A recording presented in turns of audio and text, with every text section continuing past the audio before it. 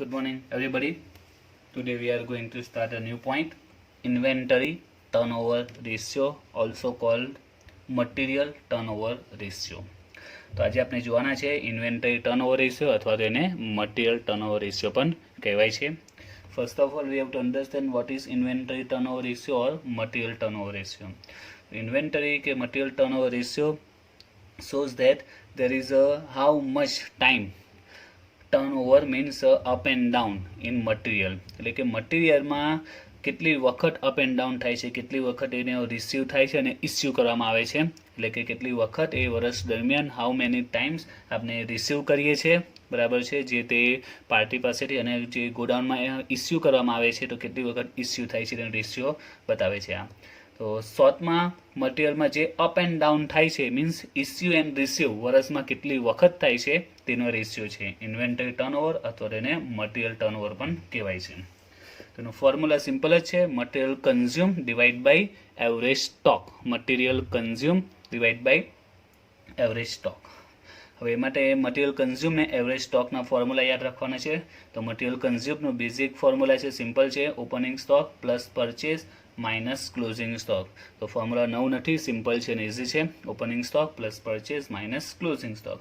Like that average stock જે ડિવિઝનમાં છે તે એ પણ સિમ્પલ જ છે, opening stock plus closing divide by 2. તો both formula are simple.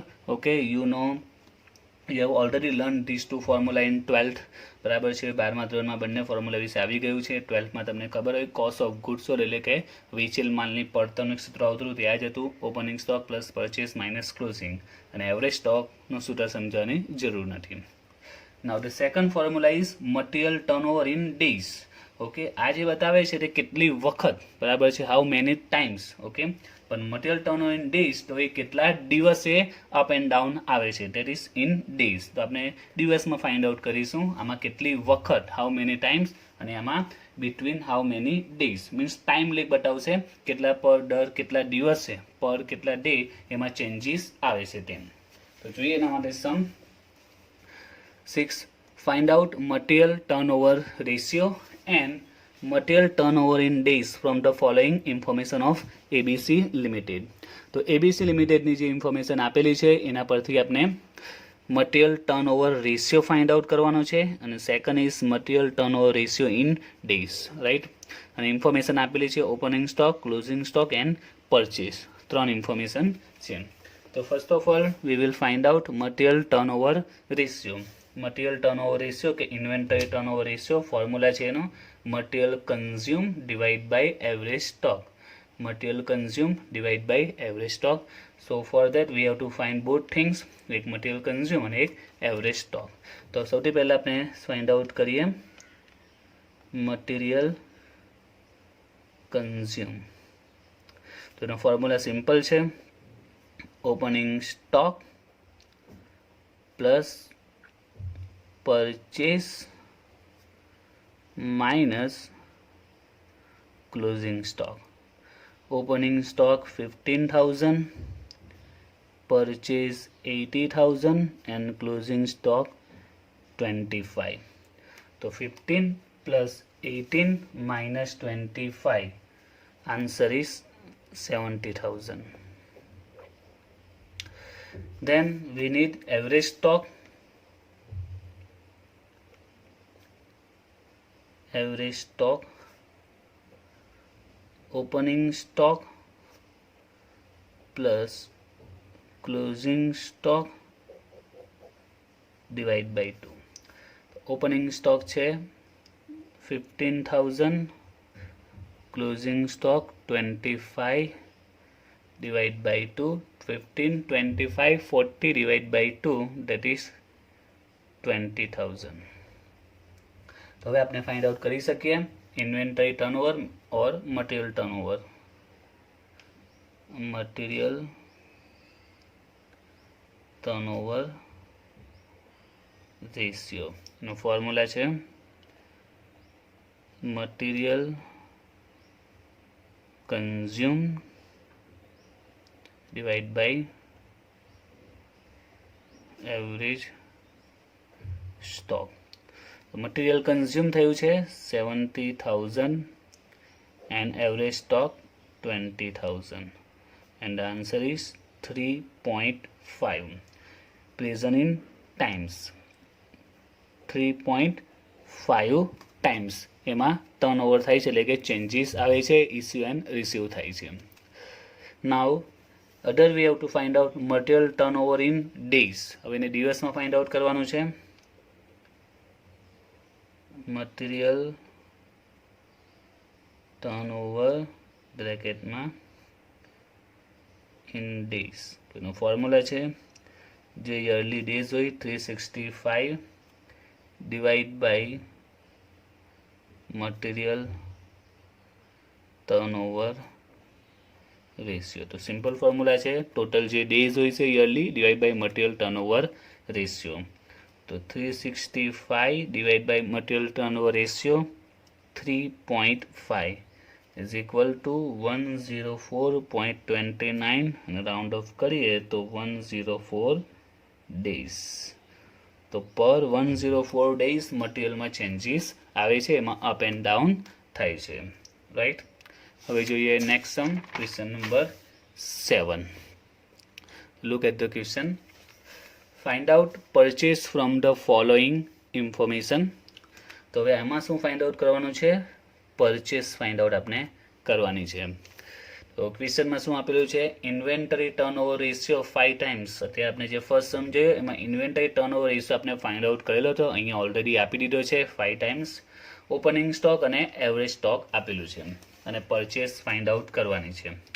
Okay, તો પરચેસ ફાઇન્ડ આઉટ કરવાની છે તો આપણે એક વખત ફોર્મ્યુલામાં જોઈએ તો પરચેસ આપણે જોઈએ તો કેમ આવે છે? પરચેસ એ મટીરિયલ કન્ઝ્યુમમાં પરચેસ આવે છે.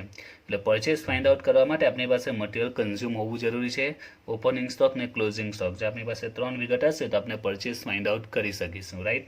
પરચેસ ફાઇન્ડ આઉટ કરવાની છે તો પરચેસ એ મટીરિયલ કન્ઝ્યુમના ફોર્મ્યુલામાં આવે છે. ઓકે, તો એના માટે આપણી પાસે મટીરિયલ કન્ઝ્યુમ હોવું જોઈએ, ઓપનિંગ સ્ટોક હોવો જોઈએ અને ક્લોઝિંગ સ્ટોક હોવો જોઈએ. તો ક્વેશ્ચનમાં જોઈએ તો ઓપનિંગ સ્ટોક છે, ક્લોઝિંગ સ્ટોકની જગ્યા પર એવરેજ સ્ટોક છે અને ઇન્વેન્ટરી ટર્નઓવર રેશિયો આપી દીધો છે. તો ખ્યાલ આવી જવો જોઈએ ક્યાંથી શરૂઆત કરીએ. સૌથી પહેલાં આપણી પાસે ઇન્વેન્ટરી ટર્નઓવર રેશિયો આપેલો છે તો આપણે એનો ફોર્મ્યુલા યુઝ કરીએ. ઇન્વેન્ટરી ટર્નઓવર રેશિયો એનો ફોર્મ્યુલા છે material consume divide by average stock. તો ઇન્વેન્ટરી ટર્નઓવર રેશિયો છે 5 ટાઈમ્સ. મટીરિયલ કન્ઝ્યુમ એ આપણી પાસે નથી,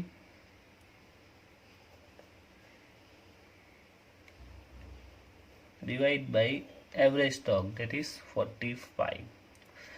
45,000 ડિવિઝનમાં છે, સામે મલ્ટીપ્લાયમાં જશે તો 2,25,000 ધેટ ઇઝ મટીરિયલ કન્ઝ્યુમ. તો આપણે મટીરિયલ કન્ઝ્યુમ મળી ગયું છે, પણ આપણે શોધવાનું શું છે? પરચેસ. તો પરચેસ કઈ રીતે મળશે?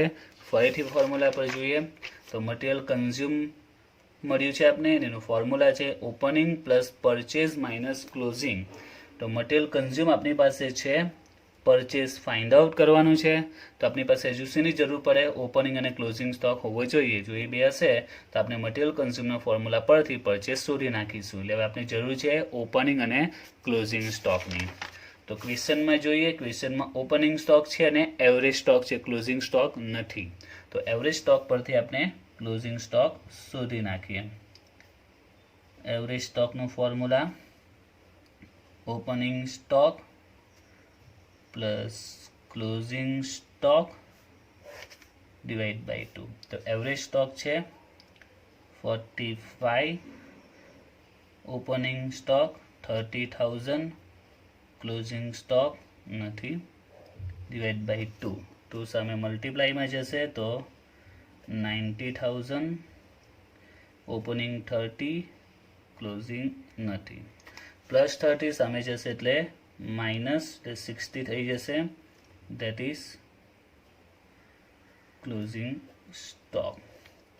તો ક્લોઝિંગ સ્ટોક મળી ગયો, ઓપનિંગ સ્ટોક પણ છે, મટીરિયલ કન્ઝ્યુમ પણ આપણે શોધી નાખ્યું છે. ઓકે, તો હવે આપણે મટીરિયલ કન્ઝ્યુમના ફોર્મ્યુલા પરથી જે આપણે શોધવાનું છે પરચેસ એ મળી જશે. તો એના માટે હવે આપણે યુઝ કરીએ મટીરિયલ કન્ઝ્યુમનો ફોર્મ્યુલા. મટીરિયલ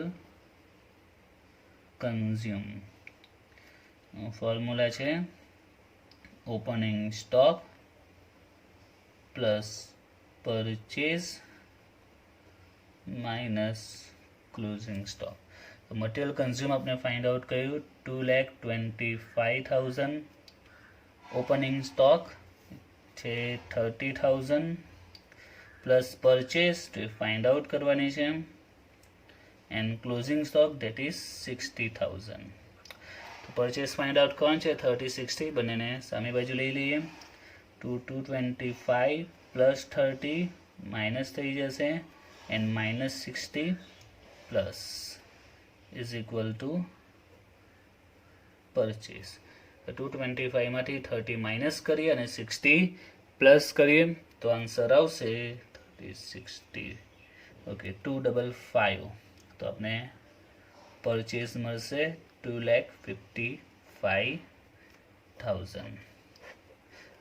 તો જે પહેલો સમ જોયો તો એકદમ સિમ્પલ બેઝિક સમ હતો, બરાબર છે. એક્ઝામ એટલું સિમ્પલ આપણે નહીં પૂછવાનું નથી, આપણે ટ્વિસ્ટ પોઈન્ટ સાથે આવશે. જેમ કે આમાં પરચેસ શોધવાનું આવતું હતું એ જ રીતે આમાં બીજા પણ ટ્વિસ્ટ પોઈન્ટ આવશે જે આપણે નેક્સ્ટ વિડીયોમાં જોઈશું.